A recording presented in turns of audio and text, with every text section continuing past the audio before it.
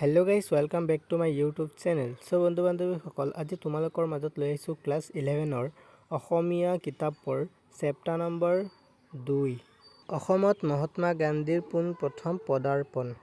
তাৰ পৰা কেইটামান গুৰুত্বপূৰ্ণ কুৱেশ্যন এনচাৰকেইটা আজি তোমালোকৰ মাজত ডিছকাছ কৰিবলৈ। চ' বন্ধুসকল, ব'লা ভিডিঅ'টো আৰম্ভ কৰোঁ। প্ৰথমতে চোৱা, অতি চমু প্ৰশ্ন। 1 নম্বৰতে চোৱা, অসমত মহাত্মা গান্ধীৰ পোনপ্ৰথম পদাৰ্পণ শীৰ্ষক পাঠটি ক'ৰ পৰা সংগ্ৰহ কৰা হৈছে? উত্তৰটো হৈছে, অসমত মহাত্মা গান্ধীৰ পোনপ্ৰথম পদাৰ্পণ শীৰ্ষক পাঠটি পদ্মনাথ গোহাঞিবৰুৱাৰ আত্মজীৱনী মোৰ সোঁৱৰণিৰ পৰা সংগ্ৰহ কৰা হৈছে। 2 নম্বৰটো চোৱা, মহাত্মা গান্ধীয়ে কেতিয়া প্ৰথমবাৰৰ বাবে অসম ভ্ৰমণ কৰিছিল? ইয়াৰ উত্তৰটো হৈছে, মহাত্মা গান্ধীয়ে 1921 চনৰ 21 আগষ্টত প্ৰথমবাৰৰ বাবে অসম ভ্ৰমণ কৰিছিল।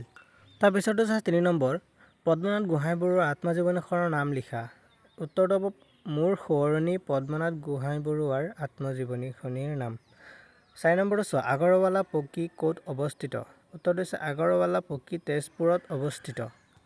5 নম্বৰটো চাবা, গান্ধীজীৰ সন্মানাৰ্থে পকীৰ সন্মুখত আয়োজিত মজলিছত উপস্থিত থকা চৰকাৰী খিতাপধাৰী ব্যক্তিগৰাকীৰ নাম লিখা। ইয়াৰ উত্তৰটো চোৱা সিফালে। গান্ধীজীৰ সন্মানাৰ্থে পকীৰ সন্মুখত আয়োজিত মজলিছত উপস্থিত থকা চৰকাৰী খিতাপধাৰী ব্যক্তিজনৰ নাম হ'ল পদ্মনাথ গোহাঞিবৰুৱা। তাৰপিছত চমু প্ৰশ্নকেইটা চোৱা। 1 নম্বৰটো, পদ্মনাথ গোহাঞিবৰুৱাই ৰচনা কৰা দুখন নাটকৰ নাম। ইয়াৰ উত্তৰটো চোৱা। পদ্মনাথ গোহাঞিবৰুৱাই ৰচনা কৰা দুখন নাটকৰ নাম হ'ল গাঁওবুঢ়া আৰু টেটোন তামোল।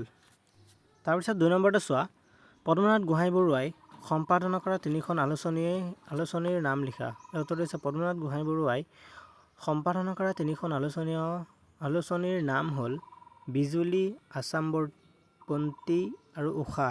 তাৰপিছত 3 নম্বৰটো চোৱা, পদ্মনাথ গোহাঞিবৰুৱাই ৰচনা কৰা 3খন গ্ৰন্থৰ নাম।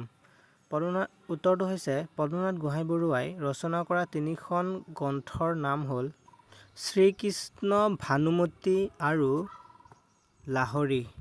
তাৰপিছত 4 নম্বৰটো চোৱা, মহাত্মা গান্ধীয়ে ভাৰতৰ গভৰ্ণৰ জেনেৰেলক কি বুলি সম্বোধন কৰি চিঠি লিখিছিল? উত্তৰটো হৈছে, মহাত্মা গান্ধীয়ে ভাৰতৰ গভৰ্ণৰ জেনেৰেলক ডিয়াৰ ছাৰ বুলি সম্বোধন কৰি ইয়ৰ এক্সেলেঞ্চিৰ ঠাইত উকাকৈ অকল ইয়ৰ বুলি চিঠিখনত লিখিছিল। তাৰপিছত 5 নম্বৰটো চাবা, অসমত মহাত্মা গান্ধীৰ পোনপ্ৰথম পদাৰ্পণ শীৰ্ষক পাঠটিত উল্লেখ কৰা দুগৰাকী স্বাধীনতা যোদ্ধাৰ নাম লিখা।